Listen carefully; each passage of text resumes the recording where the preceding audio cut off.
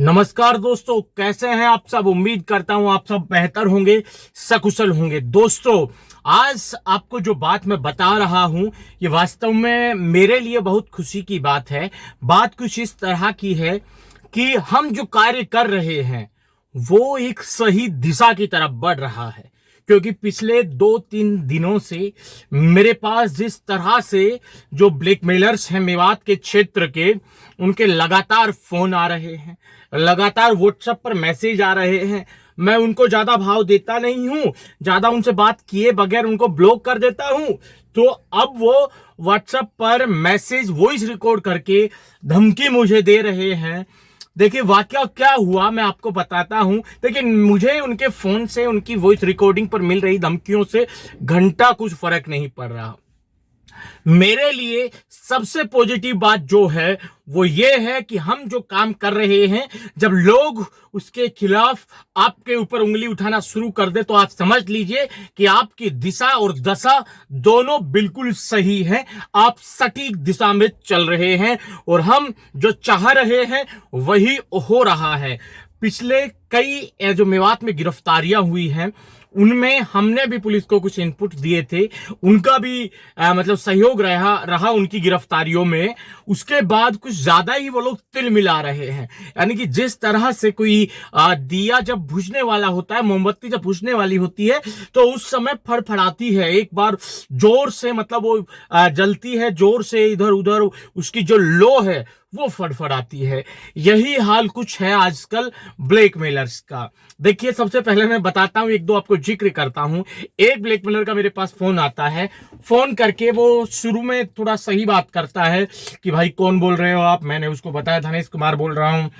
और आप क्या करते हो। मैंने उसको बताया कि भाई आप बताइए, आपको क्यों जानना है कि मैं क्या करता हूं। नहीं आप बताइए, आप लोगों से कहते हो कि आप सीआईडी में हो, आप लोगों से कहते हो कि आप फला डिपार्टमेंट में हो, सरकारी नौकरी में हो। मैंने कहा भाई अगर मान लीजिए मैं हूं भी तो आपको क्या तकलीफ है, आप क्या चाहते हैं ये बताएं।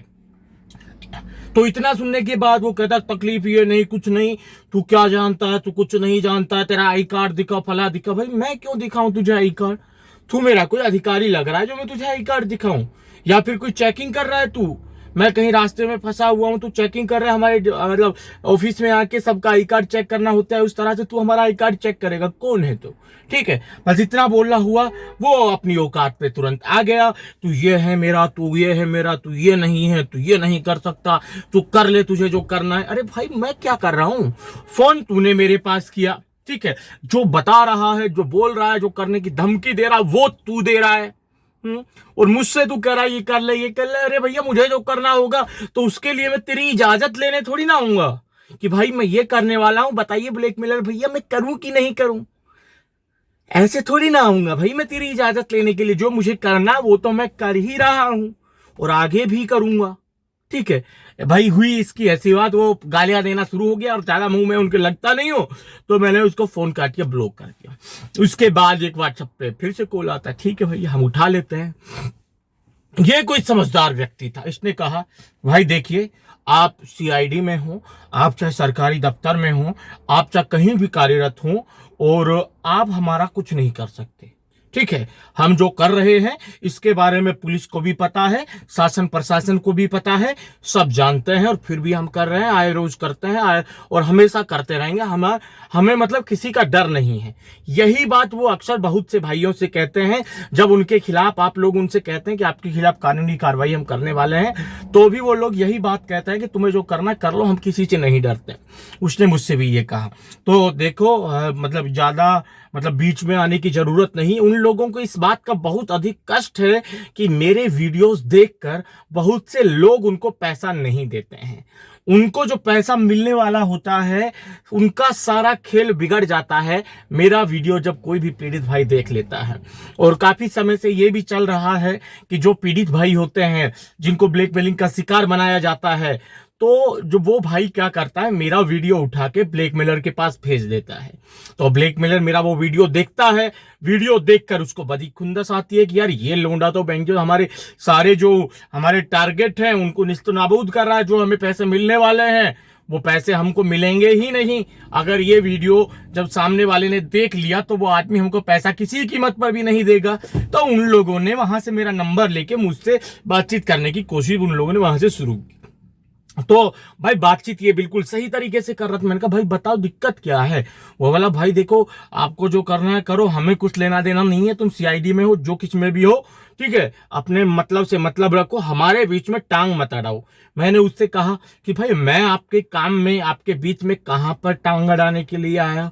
मैंने कहा आपका मोबाइल पकड़ के आपसे कहा कि भैया आप उसके पास ऐसा वीडियो मत कीजिए, ऐसा वीडियो कॉल मत कीजिए।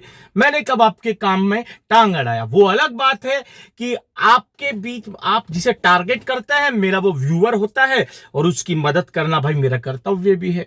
और रही बात गिरफ्तारियां करवाने की, तो वो तो भाई मेरा मौलिक अधिकार है। हमने संविधान की शपथ ली है कि जब इस देश में जब संविधान में हमारी आस्था है तो संविधान के दायरे में हम इस देश के मतलब जो सुरक्षा है उसके रिलेटेड जितने भी इश्यूज हैं उस पर ईमानदारी से काम करेंगे, और वो हम कर रहे हैं।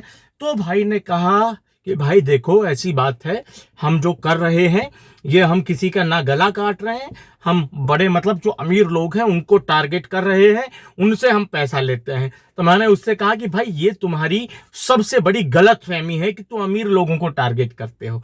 तुम लोग जिनको टारगेट करते हो उसमें सबसे ज्यादा स्टूडेंट होते हैं, बेचारे पढ़ने वाले होते हैं, गरीब मेहनत मजदूरी करने वाले लोग होते हैं। तो उन्होंने मुझे ऑफर दिया कि भाई एक काम करो, आप हमारी तरफ से बस फोन कर दिया करो और जितना भी आप कहोगे उतना % आपको पैसा मिल जाएगा। यानी कि देख रहे हैं उनकी मतलब हिम्मत देखिए।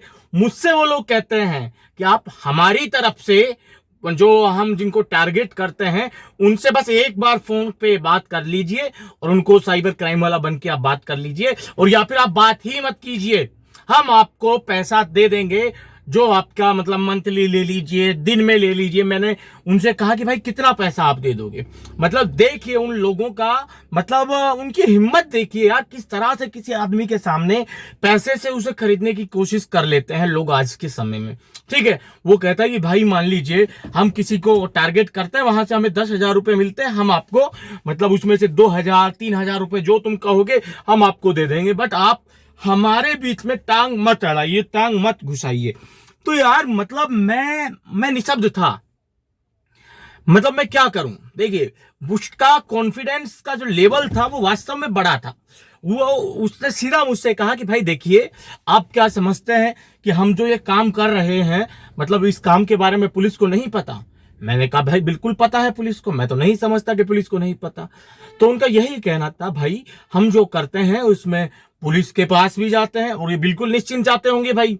जिस तरह से इन लोगों के मंसूबे इतने दृढ़ हैं, जिस तरह से इनके मंसूबे ऊंचे हो रखे हैं, यह तय है कि इनको कानूनी संरक्षण मिला हुआ है, इसमें कोई दो राय नहीं है मेरे दोस्तों।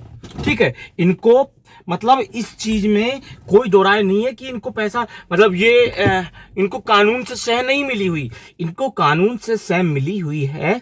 और यही कारण है कि ये लोग डरते नहीं हैं। ठीक है, इनको पता है पूरा तामझाम कि कितने दिन की सजा होगी, कितने दिन जेल में रहेंगे, कितने दिन में बाहर आ जाएंगे, और जेल में रहेंगे तो कौन सा हमने किसी का मर्डर कर दिया 420 के चक्कर में कुछ दिन काट के वापस आ जाएंगे। इन लोगों के मन में ये चीज चलती है दोस्तों, और यही कारण है कि ये लोग डरते नहीं हैं और मतलब इतनी आसानी से किसी को रिश्वत देने की बात तक भी करते हैं। ठीक है, मुझसे इन लोगों ने कहा कि भाई आपको जो पैसा चाहिए, आपको जितना चाहिए आप बता दीजिए, हम आपको पर डे पर मंथ आपको पैसा देने के लिए तैयार हैं, पर तुम जो ये काम कर रहे हो ये छोड़ दीजिए।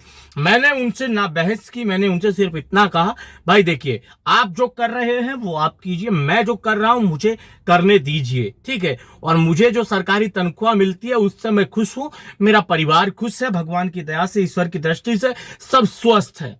इसीलिए मुझे आपकी काली कमाई, मुझे आपकी हराम की कमाई में से एक भी पैसा, एक भी फूटी कोड़ी नहीं चाहिए, क्योंकि भाई मैं जानता हूं कयामत के दिन जब अल्लाह से हमें हिसाब देना होगा तो हम उस काली कमाई का, उस हराम की कमाई का हिसाब कैसे देंगे अल्लाह ताला को, ऊपर वाले को, भगवान को, ईश्वर को, वाहिगुरु को कैसे कहेंगे कि हमने ये कमाई कहां से की।